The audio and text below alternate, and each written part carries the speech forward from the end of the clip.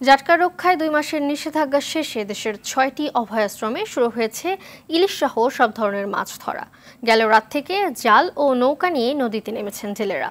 এতে চাঁদপুর সদর সহ বিভিন্ন স্থানে মেঘনাপাড়ের জেলেপল্লী সরব হয়ে উঠেছে।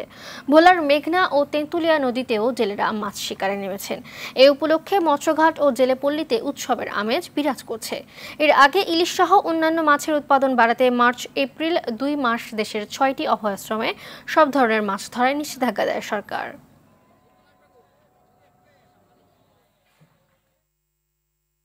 এ বিষয়ে আরো জানাতে বরিশাল থেকে সরাসরি যোগ দিচ্ছেন সহকর্মী আরিফুল ইসলাম। আরিফ, মাছ শিকারে জেলেরা নদীতে নামার বিষয়ে সবশেষ কি তথ্য দিচ্ছে জানাবেন আমাদের।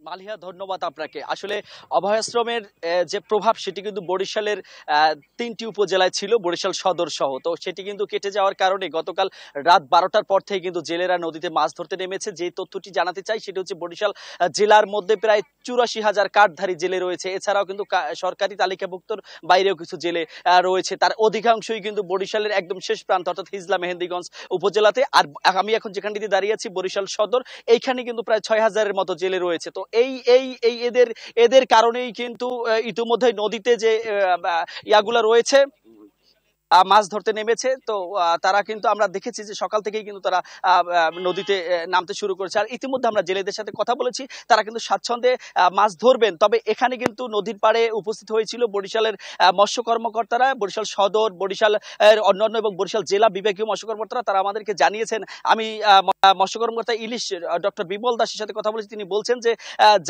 জেলেরা মাছ ধরবেন, তবে 10 ইঞ্চির নিচে যারা মাছ ধরে অর্থাৎ জাটকা ধরতে পারবে না। এছাড়া যে মাছগুলো আছে তারা সেগুলো ধরতে পারবে। আর এই 2 মাসের অভয়াশ্রমের কারণে বরিশালে এবার কিন্তু বড় ইলিশ ধরা পড়বে, এমনটাই তারা প্রত্যাশা ব্যক্ত করছেন।